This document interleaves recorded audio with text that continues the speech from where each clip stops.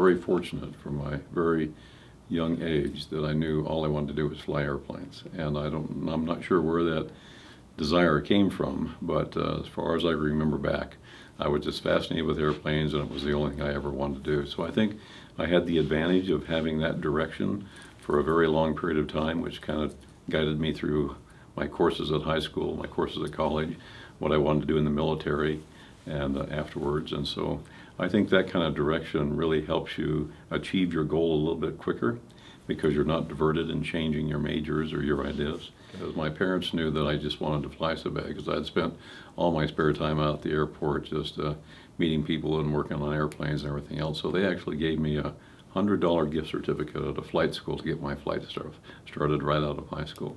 And then I went into college and continued to fly. I would work part-time and use that money for flight lessons while I was in college. So by the time I got out of college, I already had my private pilot's license. And that was right in the height of Vietnam. And I knew that I didn't have the financial resources to continue with that amount of training. So about the best way to get it was to go into the military. And so I went into the military and was very fortunate enough to have the physical ability, eyesight and everything else to get into the flight school. Qualified for flight school, and went over to Vietnam, served a term over there. Got some great experience and wonderful leadership training. Came back, and at that time the airline's hiring was very, very cyclical. I'm not sure if it's that way in the fire department, where you hire for a few years and then you just don't have any retirements, and so you don't do that. So it was very cyclical, and that the airlines were not hiring when I got back from Vietnam. There was a flood of pilots.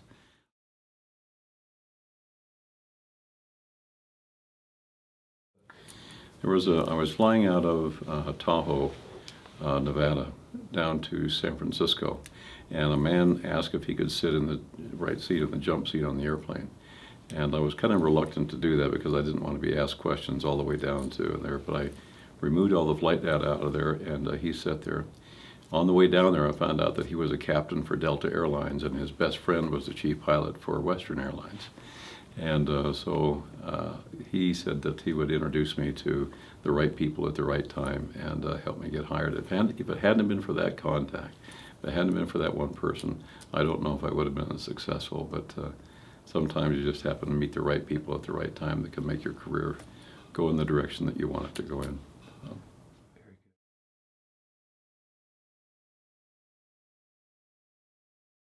I flew for the airlines for just under 30 years. I retired at 58. The airlines are going through some difficult financial times, and so I retired at 58, but I flew for the airlines for about 30 years, but I flew professionally before that as an instructor or air taxi pilot for about 8 years before that after the military. So not quite a 40-year career where I was actually making a living and flying.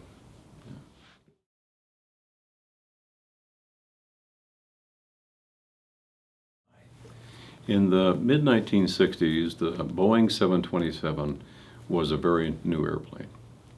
And I was fascinated by that airplane because at a very younger age, I drew out what I thought that airplane should look like.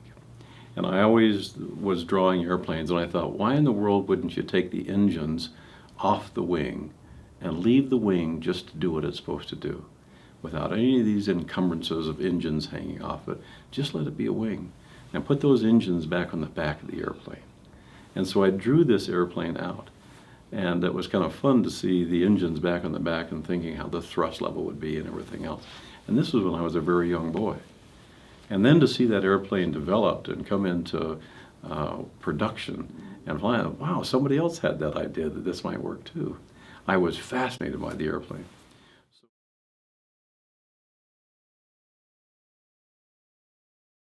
This is some of the places we can get into the similarities between working for a city as a fireman and actually working for an airline as a pilot.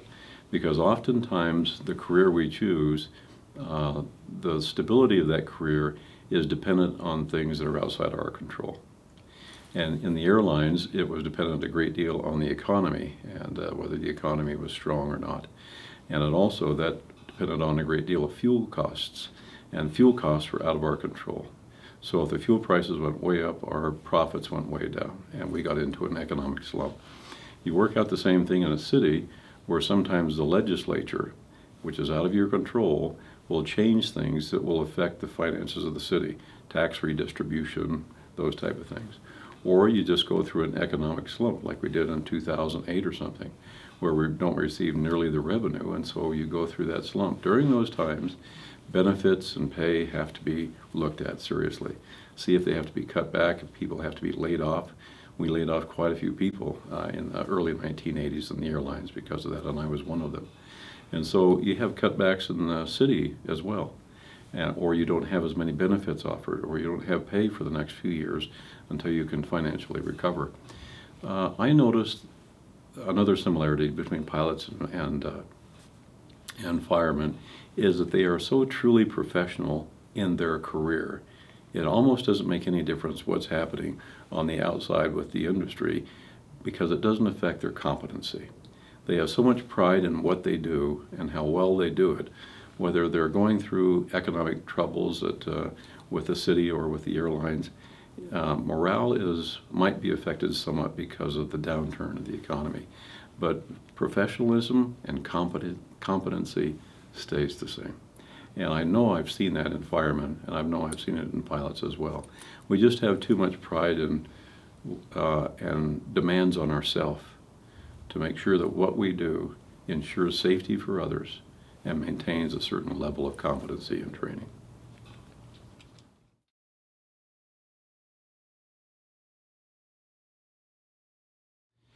Once again, there's a similarity between our two professions. And the similarity is that you know that when you go to work, there is a possibility that you could be put at some point in that day in a dangerous situation. That's what your job is all about. Or in a position where you could be saving lives or affecting people's lives. But you can't let that just control all your thought, or you'd be too afraid to go to work every day. And so the same thing with being a pilot. Whenever you enter that cockpit, you recognize the responsibility that you have and somewhat of the danger that you have, but you don't concentrate on that danger.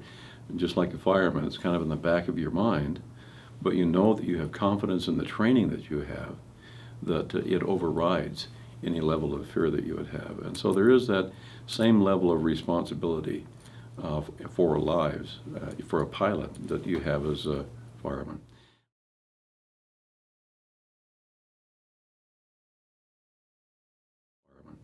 But the other thing that's kind of similar between us is I would normally work for about 3-day trips when I was flying domestically. Your international trips are much longer. They would be maybe 6 or 7 days away. And then you would get a commensurate amount of time at home. So if I was gone for 3 days, I was normally home for 3 days. If I was gone for 7 days, then I was home for 7 days. And firemen do the same thing, where they're gone from home literally 24 hours a day for maybe more than 1 or 2 days. And then they have to come back into that family and try and assimilate themselves back into a family that has been functioning for a few days without them. You have to assume your appropriate role. And you have to appreciate the fact that somebody else has had that role for a few days. And so if my wife has been kind of the boss of the family, and she's got things organized in a certain way, then I can't intrude on that organization by walking in and say, okay, everything's changed now, I'm back, so we're going to do it my way. And so I think you come to a real agreement on how things are going to be transferred as far as authority, or dad's back and dad does it a different way than mom does it and all that. So I think that just comes with working together within your family or within your marriage, but there's stress to that. I was really surprised, very surprised, when I retired, and I asked my kids at a retirement dinner, why didn't any of you follow me into aviation? And they all said the same thing. They said, because you were always gone, Dad. And it hit me that I thought I was never gone. I thought I was just gone and seemed like I was always home. And they said, no, you were gone a lot, Dad. And I never realized that how much it affected my family because I was busy and occupied in doing the things that I did. But so I think we have to appreciate that as firemen or in a profession that takes you away. There is a little bit of effect there, and you have to work on those relationships.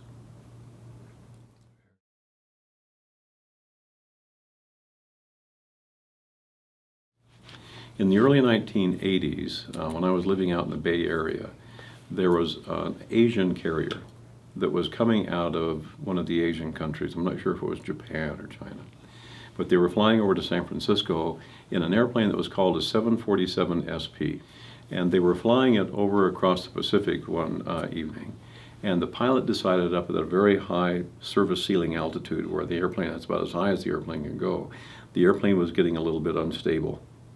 And so he tried a procedure in order to increase the chord length of the wing by deploying some of the flaps a little bit. And the flaps, obviously, on an airplane come out before they start to go down.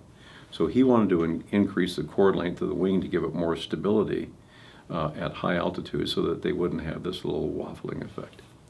Unfortunately, during the procedure, things did not go right, and it was not a procedure that was common or should have been done.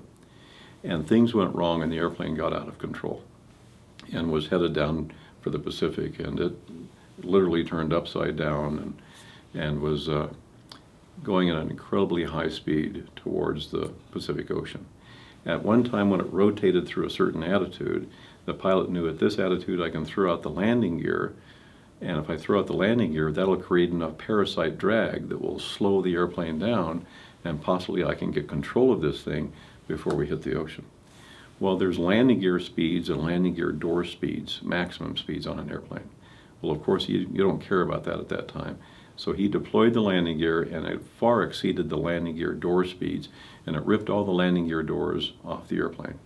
They went back and did some pretty severe damage to the fuselage, and also hit the horizontal stabilizer and severely damaged this horizontal stabilizer. The fuselage was so overstressed that there were ripple marks all the way along the fuselage where it had been overstressed. So the airplane, they finally did get control of the airplane because of that maneuver of putting out all the parasite drag.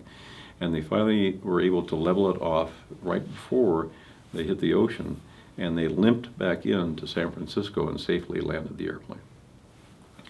Well, when they interviewed the captain of that airline, one of the interviewers asked him, "Weren't you scared?"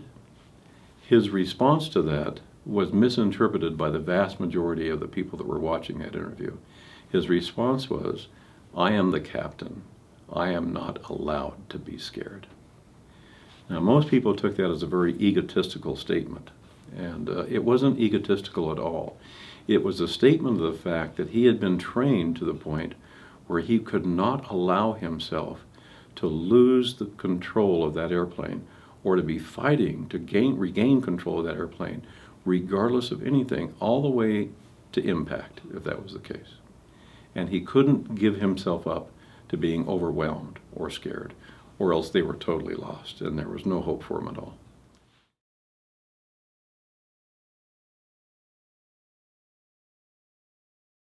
Here's the analogy that I'd like to make with this. Every single pilot, whenever they start training with instrument training, every pilot will get vertigo. No matter how macho you are, when you don't have any visual control, any visual reference to the outside, when you don't have any horizon to give you reference, when your feet are off the ground and you lose your balance that way because you're up in an airplane on a 3-axis pendulum, your inner ear, if you close your eyes, will tell you that you're doing things that you're not actually doing. Because within your inner ear are some very fine hair follicles that are controlled by some fluid in there. And when you move your head, that fluid moves past those hair follicles and tells you if you're turning left or if you're turning right or if you're falling backwards or forwards. But when you're off the ground and you don't have your feet on the ground that can also tell you that by balance, and you don't have visual clues to tell you that the horizon is right here or the horizon is slightly going this way, when you don't have any of that, you trust your inner ear, and that's the only input into your brain of the attitude that your body is at. And most likely in an airplane, it's always wrong. And so you have to train yourself under a hood or under instrument conditions to totally ignore what your mind, what your body is, and your ear is telling your mind. And you've been doing this your whole life, and you've been trusting those senses your whole life. But you have to train yourself to totally disregard and ignore those senses and only trust your visual senses to the instruments. And while you're trying to do that, you always get this air sickness. Until you master that, you'll get air sickness. And once you master it, then that sensation goes completely away, or you ignore it to a point where it doesn't have any input to you, and you are 100% relying on visual contact with those instruments. So you get away from the sensation of vertigo. When I was going through captain's training, we were doing multiple emergencies. And those happen. We'll be flying along, and all of a sudden you realize you have an APU fire. And the APU is located in the landing gear area, so you have a fire in that landing gear area. Well, if you don't do something about that, that fire is going to turn into another emergency because it'll burn through electrical lines or hydraulic lines, or it'll damage the landing gear tires. So you can have one emergency on top of another emergency. We had so many multiple emergencies in this one training session that I was in as a captain that I finally just threw up my hands and said, stop the simulator. Just freeze the simulator. This is not realistic, and these multiple emergencies would never happen. And the person that was instructing me said, that's exactly where we wanted you to go, Captain, because just like you were trained to ignore vertigo, we're going to train you now to ignore the sensation of being overcome or overwhelmed, because you cannot allow yourself to feel overwhelmed, or else 302 people are going to die in the back, 9 crew members and yourself. So you've got to be the one person that will not allow yourself to become scared, overwhelmed, or overcome by the situation. You've got to train yourself to delegate better, to determine what is the things that you have to do, how can you download some of these things to someone else, and to stay in control. And so that's what we did with that training. We went through that time and time again. And it became a sense where you wouldn't allow yourself to be scared. That happens the same with firemen. You can do this with firemen in that you can train yourself, literally train your mind that you will not allow yourself to become overwhelmed. You can't afford to let yourself be overwhelmed or overcome by the situation, because your training kicks in and you know, I've got a job to do here. And regardless of the dire circumstances that are around me, even if it's a catastrophic ending, I've got to keep that control all the way to the end, or else I'm going to die and the people I'm going to try and save are going to die.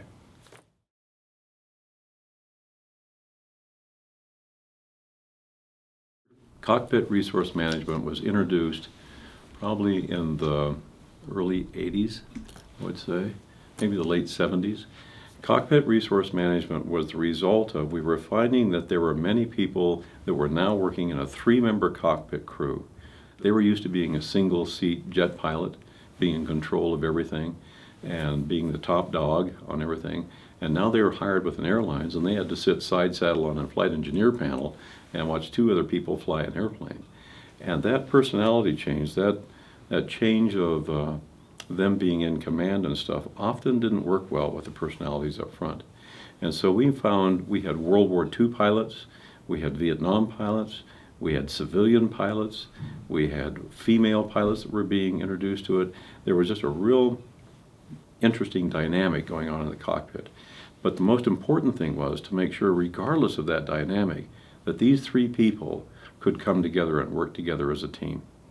And so we had to teach those people that the most important thing for you to do, and you have very little time to do this, is to get together and decide how we're going to run this operation, how we're going to go through procedures, how we're going to coordinate our actions with the flight attendant crew, and how we're going to get from point A to point B in a way that's safe for everyone. You don't work with the same person all the time, but you have to be able to work with just about anybody in a team situation.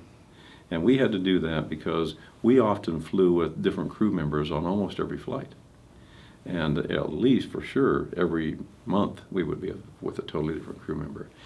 And I would imagine this is the same with the fire department. The person in charge sets the tone for the entire crew. If I was flying with a captain that was very gregarious, very happy, a lot of fun to be with, the whole crew took on that personality. But if I was flying with someone that was very subdued and very serious and everything, the whole crew took on that very subdued. And so I saw that one person set the tone or the personality for the entire crew. And that was very important for me to learn from those really good captains, and also to learn from those that I didn't think had those people skills. And So I'm sure it's the same thing here. You have to know who's in control, but you also have to be able to have a personality where you can work with people and not feel that you're the only person that has all the answers and that you're always the brightest and the smartest. Because in a cockpit crew, and it might be when you change positions in the fire crew, you're not the smartest person in the room at that time. Because if I just qualified on a brand new airplane, on a brand new route structure, I might be the captain and the man with all the responsibility, but this co-pilot has been flying this airplane for 7 years, and he's gone to this St. Petersburg, Russia, on 50 different approaches. And so I might be the person in charge and the person with responsibility, but I'm not as smart as he is on this airplane. So you have to respect that a great deal, almost acknowledge that. I understand my level of responsibility here, but I also appreciate your level of experience here, and we can work together here real well.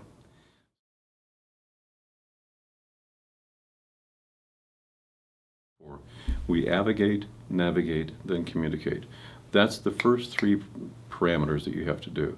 By avigate, you mean the most important thing that we have to do is regain control of this airplane if it's in an unusual attitude or something. So we need to make sure that the sunny side is up and make sure that everything's flyable. Then we need to make sure the next priority is we need to make sure that we're navigating correctly. Now we've got control of the airplane. We need to make sure that we're navigating in the right place so that we're not going through other people's altitudes or other people's flight paths. So, and then the next thing we have to do is communicate. And communication has a few different levels. Who do you communicate with first? Is it more important to tell the flight attendants what just happened? Or is it more important to tell the FAA and the control tower what just happened? Or is it more important to tell you the guy right next in the next seat to you, I've got control of this, I've got control of that. So you have to determine the level of communication that you need. My most important form of communication is I have to get the cockpit crew. Everybody's on the right checklist, everybody recognizes the same problem, everybody's going through all the procedures and protocols the same way. Now let's get a hold of the FAA and tell them what's happened, what our situation is, and advise them of what we're going to do. Then after all that's settled down, then we better tell the flight attendants and the passengers what they've just experienced as well. So we avigate, navigate, and communicate. And if we do those three basic things, then we're going to get through checklists, we're going to communicate, we're going to have the airplane under control. And I would imagine that in your training too, you have priorities that you have to do. And those priorities, if so well trained, will just click in and be absolutely natural that you don't even think about it. It's just done a matter of course. And you don't have to think, well, this is the next step I'm going to do. It's already done before you actually realize you're doing it. And so those are the things that we are trained to, and the things that you go through in your training that just kick in as being a natural response before you physically have to think about it.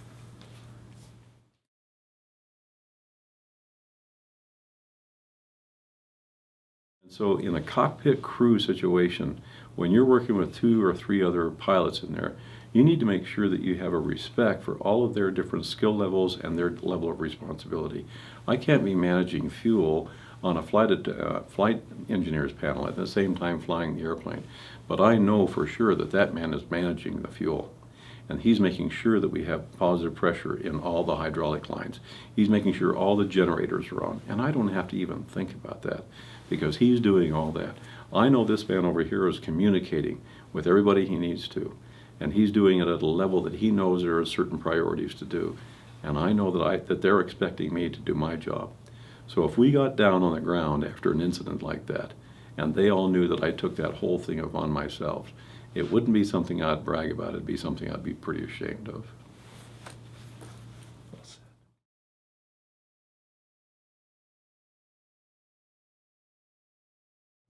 Checklists are absolutely vital. In our industry, we're only allowed to be checked out on one airplane at a time. You can't go from an L-1011 to a 727 and the next leg you're flying a 737.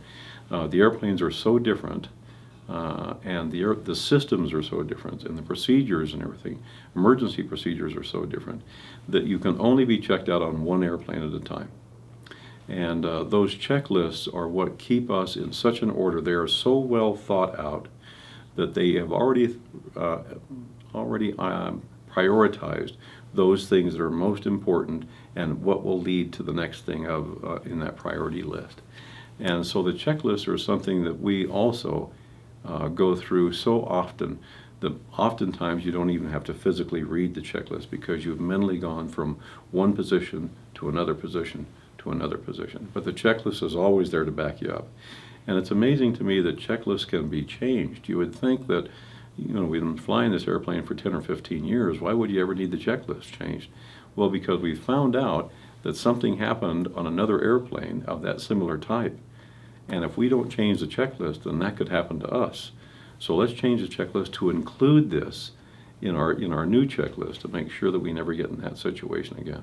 So checklists are absolutely vital to us. We use them all the time in our training and in our normal procedures and everything else.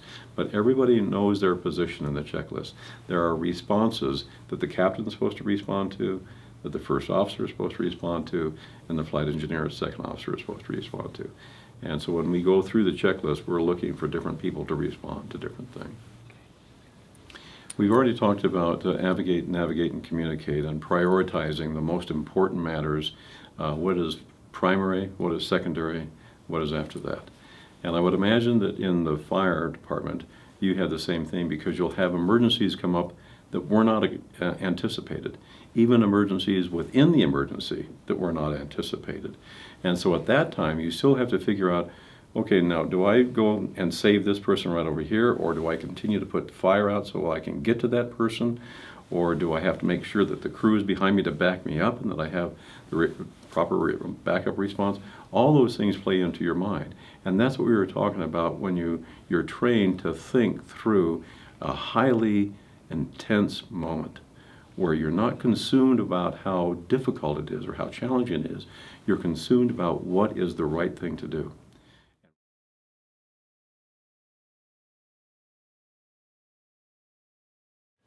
I would imagine when the number one top priority in fighting a fire is fighting the fire, putting water on the fire. Before you can do anything else, before you can think about saving people or the safest way to do this or that, you have to fight the fire. And you have to have confidence that you know that even if you're diverted to doing something else, somebody else is putting water on the fire. And the same thing with flying an airplane. The most important thing is to get control of that airplane and not to communicate to somebody, not to make sure that you're on course. Get control of the situation. That's the number one priority. And that co-pilot is going to be depending on that captain taking control of that airplane and doing everything he can to regain control while he is doing secondary important things. And the flight engineer is doing a lower level of responsibility. But everybody knows that somebody is either flying the airplane or putting water on the fire. And that's what we need.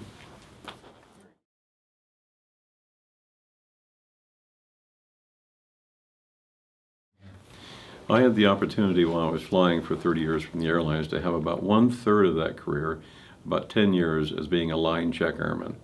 That gave me the opportunity not to be in a simulator, but be in the airplane itself and checking new people out on the airplane or on specific routes we had. We had special qualification airports that were difficult airports, and you didn't want to fly in there if you've never been in there with an experienced pilot. And so I had the opportunity to fly with those pilots and show them how we would go into a special qualification airport, or to check them out on an airplane and qualify them, sign them off to operate the airplane in that position. So for 10 years, I was not only in a flying position, which I really loved, but I had the opportunity to also be in a teaching situation in the cockpit as well. And that combined two things that I loved. One was flying, and the other was sharing my enthusiasm for the job with somebody else. And I really enjoyed that. And I found out that when I was teaching, if I would remove the fear that was just inherent by being brand new and under the pressure of being under an exam, if I removed that fear as much as I could, the person would learn so much faster. And to try and teach under fear that if you don't get this, you're going to be fired, or you're going to have to go back to school and be retrained or something, is probably the worst scenario that you can put a person in to learn. But if you'll let them know, hey, we were all in that position at one time. I was brand new on this airplane too. Now it's kind of second nature to me. So it'll become second nature to you when you just relax and learn at a pace that is comfortable to you. Now we know the demands that are placed on us to learn quickly and to adapt quickly and everything else. But you can do that in an environment that encourages people instead of makes them feared. And so I think that's a much better situation to be in. I always felt that if a person failed in their check ride or they failed in learning their different procedures, it was as much my fault as it was theirs. And I always assumed when they came into the cockpit, you're here for a good reason. You've already qualified yourself. You've already proven yourself to other people. Now all I have to do is take those same skills that you've already proven that you've had in other airplanes and in other situations, and we'll adapt them to this new airplane and maybe flying overseas instead of flying domestically. And so we're going to take all those wonderful skills that you have and just add to them and improve them. And as soon as they feel that that's the environment, then they just open up to learning.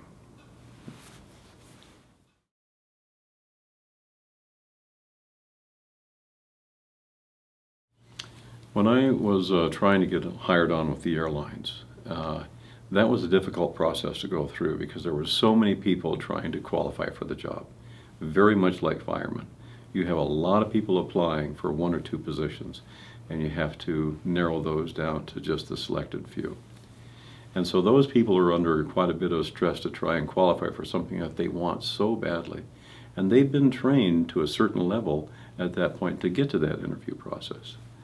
And one of my career defining moments was when I was getting hired on with the airlines, was I had gone through all the simulators time, I had gone through all the psychological tests, I'd gone through all the interviews with the chief pilots, and it came down to this one interview that I had with a medical doctor after an all-day physical exam.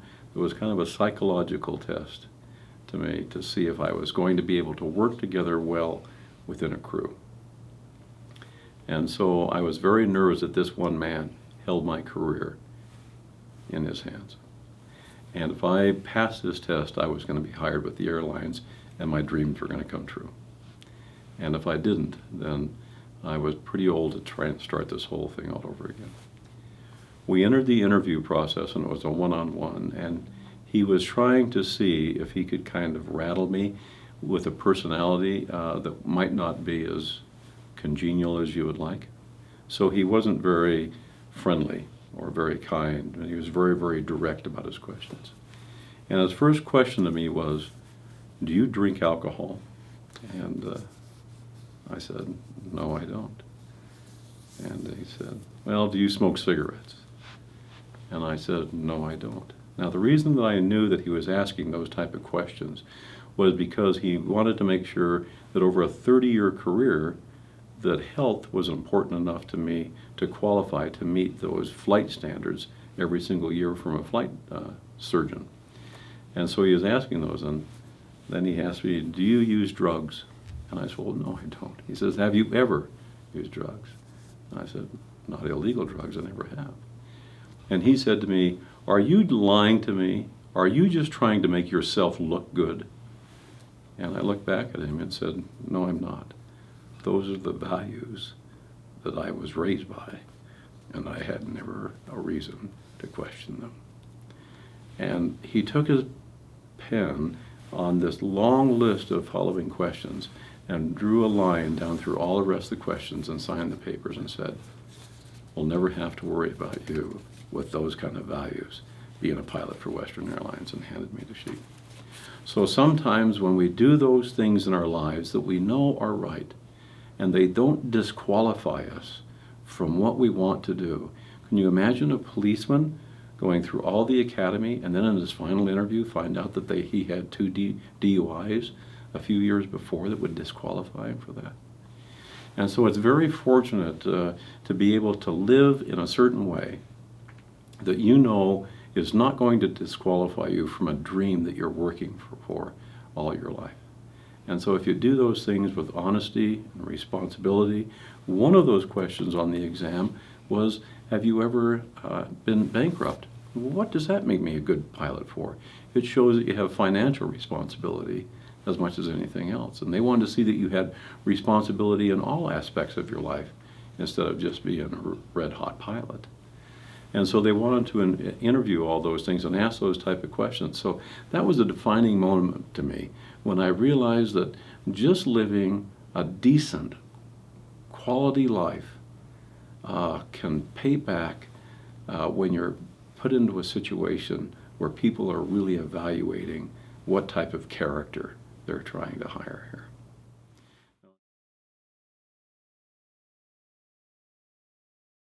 Now, another kind of defining moment for me was when I was checked out as a captain, my very first captain checkout, because that's a big deal. You've been flying side saddle for 5 years. You've been in the right seat, flying for 6 or 8 years or more, just dying to get that 4th stripe and become a captain and everything. And you know that you've got one shot at it. And if you don't pass captain school, you probably won't have a job after that, because the airlines want everyone to be able to move up and qualify as a captain.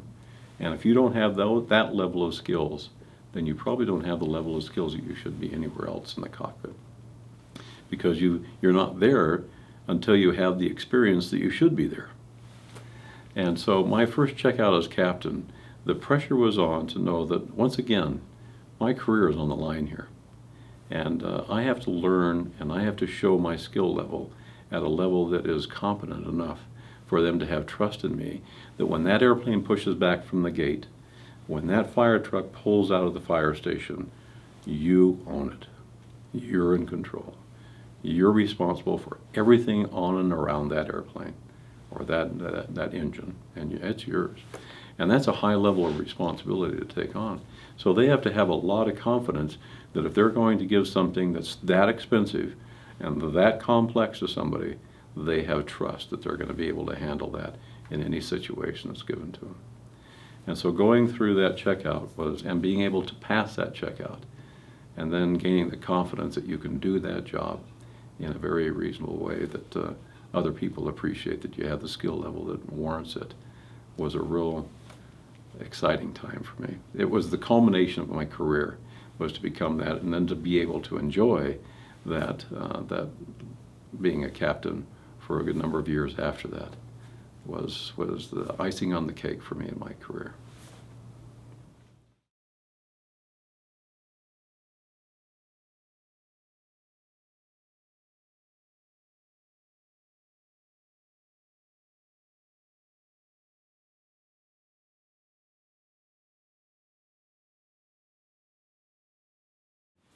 So when we went out to the airport in November of 1965, Salt Lake City Airport, I was always looking for a 727 because it was the most advanced commercial jet at that time. And I saw one coming in. And I thought, I'm going to be able to see the whole approach, the downwind, the base leg, the turn to final, the setting up and watching this whole thing. And then I could see that this was not a standard approach, that things were getting too low, and that I don't see how he's going to be able to pull this up. Well, the captain was not flying the airplane, and I've followed this story so well where even today, some 40 years or more later, I still know that captain's name in my mind like it was yesterday. But he was not flying the airplane, and he saw that the co-pilot was getting too low, so he said, in the middle of an approach, he assumed control of that airplane again. And then he let it deteriorate to a point where he had to bring on full power on the airplane. Well, with a jet engine, you have a certain spool-up time. It's not instant response that you would get with a propeller digging in. That engine has to spool up and suck in more air, and it takes a second or two for it to do that. And when all 3 engines are on the tail, and you add all this power, the airplane pitches up. So you've added to your problem. You've added all this power, you're below the glide slope, your nose is now up and you're sinking, and it was just disastrous. It was just a combination of events. This captain was brand new on that airplane. He had only been used to the very quick response in a DC-6 or a DC-7 with 4 great big propeller-driven engines out there. And he just didn't know how the response of a jet would be compared to a prop airplane. And so he landed about 200 feet short of the runway and knocked off the main landing gear on the airplane. And then the airplane continued to slide right down the middle of the runway, and the front nose gear came off, and the fuel cells on the airplane burst into flames. And then the flames got inside the fuselage and started at the front and worked their way all the way to the back. And so we just saw the whole top of the fuselage become engulfed in flame and start to cave in on people. All the fire trucks from the fire station out there came out to the airplane. They were putting foam as all over as they could, while at the same time people were trying to get out of the airplane itself. And we just happened to be standing, or I just happened to be standing right next to the fence where the airplane was directly at a 90-degree angle from me. So it was right in front of me. So we got to watch the entire episode of where the fire crew came out and fought that fire and tried to save lives and to get that whole situation under control. And I had a renewed respect for what it takes to really keep an airplane like that under control, and new respect for training and procedures and a change of command inside of a cockpit at a critical time. So because I studied that incident so much, because I had seen it, and because it had made such an impression on me, the things I learned from that I took with me throughout my entire career. And I thought, please never let me get into a situation where I would be responsible for something like that to happen. And that was kind of a guiding influence behind me, that I always wanted to feel I was doing my absolute utmost I could to be the most competent pilot I could be.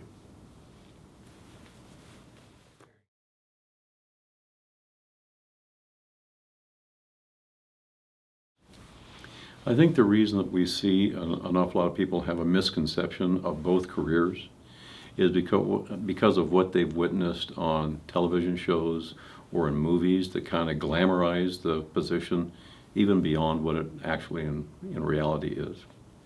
And so they think that that position is going to be that way all the way through, and it's not. It's a lot of hard work. It's a lot of responsibility. It's a lot of training. And it's not all just glamour and glitz and great pay and wonderful benefits. But there are similarities between the fireman and the pilot that relate so much to being away from home. And that's normally should be our number one priority, is our relationship with our family and our relationship with others around us that we love and depend on us so much. The relationships we had in the cockpit were very important because we had to work together as a crew. But it's not the same level of relationship as it is with the family.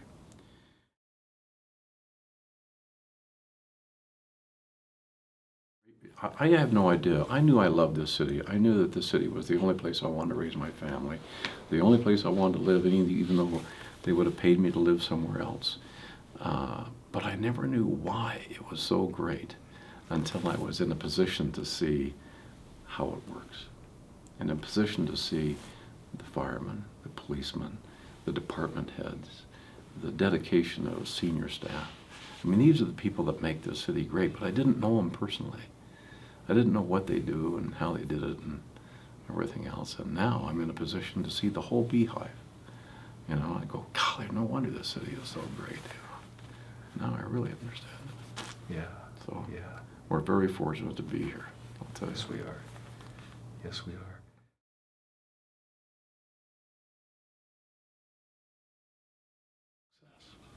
When I was furloughed from the airlines for a little bit. Remember I told you that they went through an economic downturn and they laid a few of us off for a while. And I thought, how am I going to support my family? Well, I found a job crawling under, I have pretty good claustrophobia, but I found a job crawling under subfloors, installing insulation in people's subfloors for $10 an hour. And so day after day, I would take all this insulation underneath the subfloor and scoot it along and crawl in the subfloor and stuff insulation up in the subfloors. And I finally got to a position where they would let me sell the insulation to the people at the door. It was under an energy conservation program, and they would call us and say, we need insulation. So I'd go out there and sell it to them. Went up to this, I was living in the Bay Area, pulled up to this home, unbelievable home, with a back view of the entire Bay Area. And man, this guy is doing pretty well. So I went up to the home, and there was a mezuzah on the door. Well, I knew what that was. I knew the scripture that was rolled up inside that, and I almost wanted to touch it because I had such reverent respect for the Jewish religion. But I thought, I better not do it. Better not rub my hand across that thing like they do. But I knew the history behind it and everything. And then I heard this incredible piano music inside the home. But it wasn't a recording, because it would stop and then start over again and go for a little bit and stop, and then it would go down. I thought, this is the most beautiful piano music. And I just sat there listening to it, and I thought, you know what, some neighbor is going to call and say, you got this loiterer outside your door that's just got his ear up to your door or something. So I better knock on the door. So I knocked or rang the doorbell, and this small little man came and answered the door, and he was a little bit, quite a bit older than me and everything. And he let me in, and I could tell by the menorah and everything in his home and everything that he was obviously outwardly very Jewish and everything. I just loved that religion. So we talked a great deal about not only insulation, but just about each other and our lives and all that kind of stuff, and our different religions and his family. And I asked him, where is that beautiful piano music coming from? And he said, that's my son in the basement. He's getting his doctorate degree from Juilliard School of Music in piano composition. And he's writing his final composition. Oh my goodness, this is pretty cool. So we talked, and he was going to sign the contract. And so I had the contract all filled out so we could put insulation in his house. I turned the contract around and handed it to him. And he put his hand out, and when he put his arm out, his sleeve went up like this, and I noticed the tattoo on his arm. And I just froze. And I looked at him, and I was so afraid to say anything, but I knew that he felt kindly towards me. And so I said, please, I'm so sorry if I'm so out of bounds here, but I know the meaning of that tattoo. Would you mind telling me about that? And he said, and then he went in. He was the only surviving member of his entire family, and he was there in Dachau when it was liberated, and all the rest of the family had gone to the gas chamber. And after he told me that whole story, I looked at him and said, did you ever think when you were a 12-year-old boy in Dachau that you would be living in a free country, that you would someday have a home like this, that you would have a son getting a doctorate degree in music composition? Did you ever think that? And he said something to me, Joe, that I'll never forget. It's been well over 40 years ago. He said, as long as there is hope in the human heart, anything